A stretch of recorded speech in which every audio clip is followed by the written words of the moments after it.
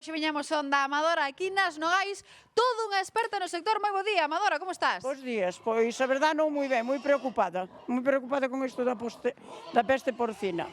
Porque ademais, claro, que tú veches que implementar, non, algunha que outra modificación na túa crianza dos cochos. Pois sí, a verdade é que sí, traíámolos fora, tuvemos que metelos dentro por se acaso, porque aquí hai un montón de xabarís. E nada, que un montón de cousas, entrar con cuidado. Agora vexo que, claro, están aquí dentro e están a protestar porque non están acostumados a estar aquí dentro, claro. Claro, por eso choran. Están a chorar, meus pobres. Cantos tes ahora aquí dentro? Pois 8. 8 cochos. Bueno, e que me falas? Entramos con calquera roupa calzado de fora ou non? Non, aquí hai que cambiarse algo, poñer polo menos unha bata. Non, xa bichedes, compañeros. Teño aquí, a min doume unha basta rosa do termómetro, color corporativo, Amadora. Moi ben. E zapatos tamén especiais, non entramos cos zapatos de fora. Non. Eu tamén entro con uns limpios cando entro e limpios cando salgo. E así xa podemos intentar previr tamén. Mira, en canto a comida que te pillaba ahora eu aquí dándolle de comer. Sigue, tú sigue coa comida, claro. Que lle dar de comer a estos cochos? Dámoslle, por exemplo, sobras que nos quedan na casa? Non, de sobras da casa ahora nada. Non. Remolacha, berzas, navizas, calabazas, patacas e fariña. Todo produto fresco. E agora que lle vas a facer? Valle picar aí a remolacha? Agora vonlles picar a remolacha aquí. Pois pícalle aí, mira, pai. Quedan dentro, claro, os pobres coches, pois tamén, o se resinten, non vedes que están a chorar, pero bueno, Amadora botalle esta remolacha fresca, están encantados da vida, Amadora. Mira que che iba a preguntar, aquí ven moita xente a visitar os teus cochos? Non, aquí non ven naide que non lle deixo pasar a naide. Deixache repasar a nosa gracia. Pasar a vosotros se tuveste suerte.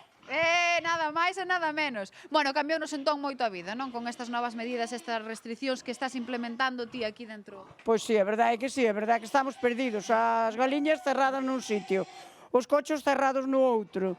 Ti crees que pode chegar aquí a peste porcina africana? Pode chegar, pode por mor do xabarín, sí, pode. Porque hai moito xabaril. Hai moito xabarín, sí, moitos. Pois, Amadora, moitísimas grazas por atendernos. Nos vamos a quedar aquí e xa que estamos por lle botar a Amadora unha man botándolle de comer estos cochos e que non choren tanto, compañeiros. Quedamos aquí. Grazas, Rocío. Bueno, a situación segue sendo delicada. Temos comunicación xa con Pablo Meijomín, que é presidente da Federación Galega de Porcino. Que tal, Pablo? Grazas por atendernos. Claro, creo que a vos preocupan tamén, non? Dende a Federación, pois estas pequenas explotacións como esta que acabamos de ver nas Nogais, non? Bueno, para nós, somos coñecedores de que hai entre 20 e 25.000 explotacións de autoconsumo e que se abastecen, na maioría dos casos, dos produtos da horta, dos produtos de alrededor das casas, non? Que poden estar en contacto nun momento determinado con xabaríns. Entón, é unha preocupación.